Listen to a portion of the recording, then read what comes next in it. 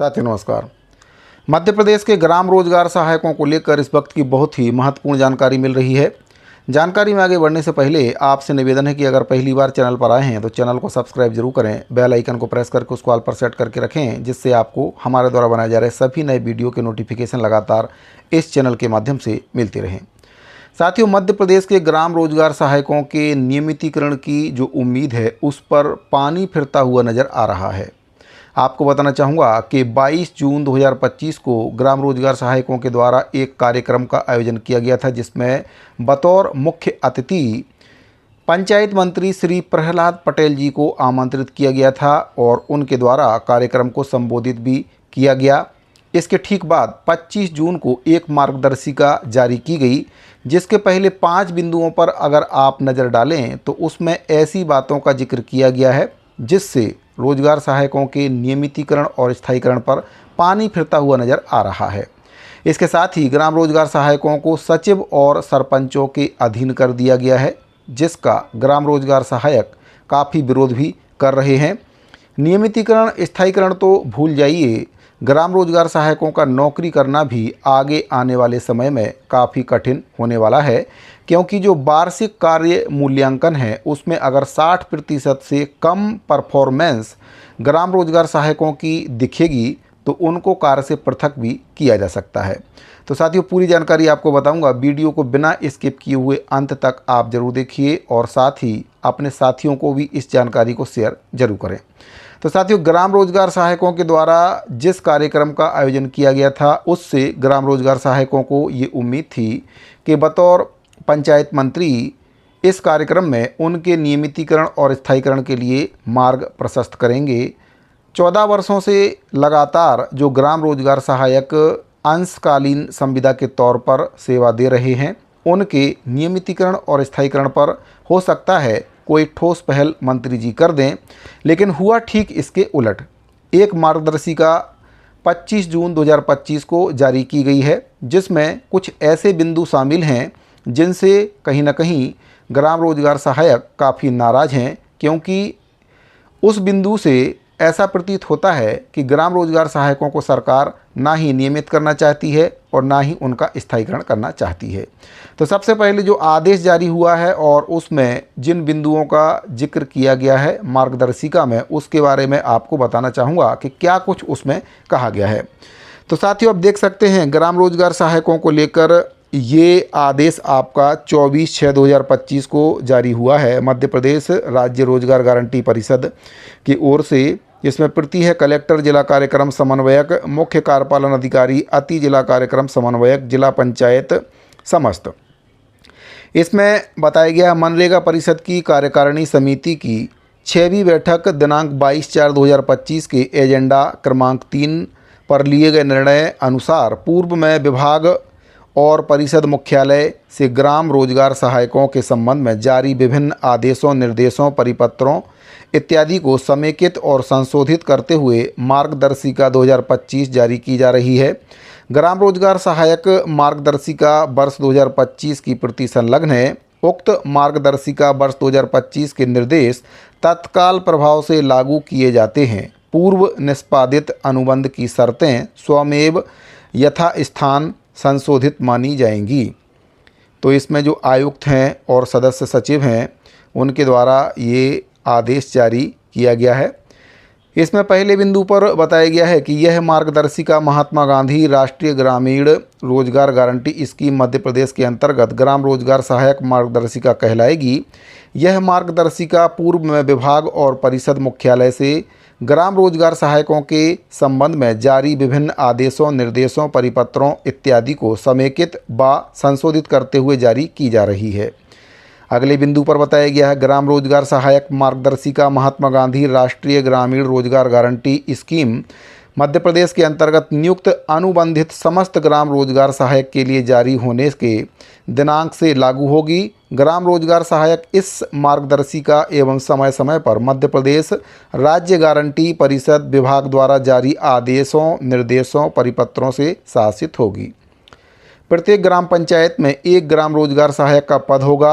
ग्राम रोजगार सहायक ग्राम पंचायत का कर्मचारी होगा। परंतु मनरेगा के योजना अंतर्गत लेबर बजट सीमित या कम होने की स्थिति में 2 पंचायतों पर 1 ग्राम रोजगार सहायक का प्रावधान किया जा सकेगा। इस विषय में निर्णय अपर मुख्य सचिव, प्रमुख सचिव, पंचायत एवं ग्रामीण विकास विभाग द्वारा आयुक्त परिषद के प्रस्ताव पर किया जा सकेगा।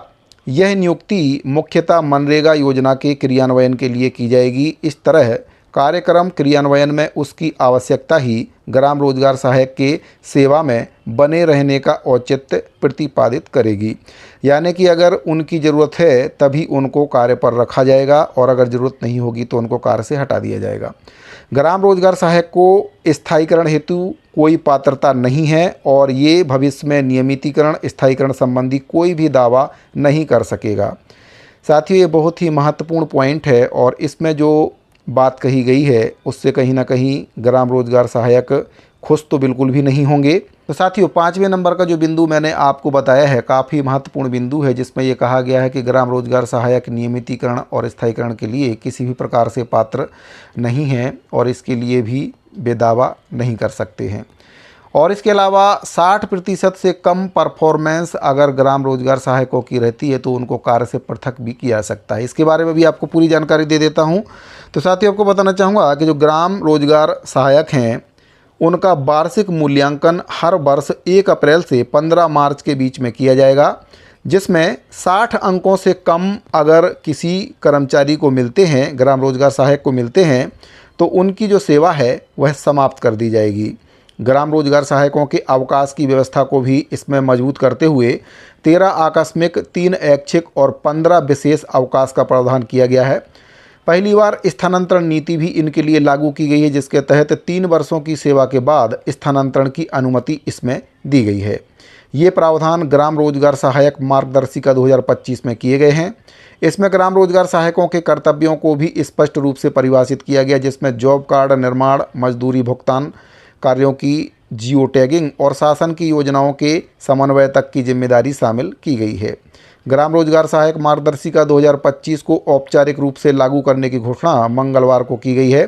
पंचायत ग्रामीण विकास मंत्री प्रहलाद सिंह पटेल इस आयोजन संबंधी बैठक की अध्यक्षता करते हुए इस नई मार्गदर्शिका को स्थानीय रोजगार व्यवस्था और स्थायित्व, जवाबदेही और दक्षता का आधुनिक रूपांतरण उनके द्वारा बताया गया। उन्होंने बताया है कि मार्गदर्शिका 2025 का तत्काल प्रभाव से क्रियान्वयन किया जाएगा, जिसके तहत सभी नियुक्तियां, मूल्यांकन, नवीनीकरण और अनुशासन की प्रक्रिया संचालित की जाएगी।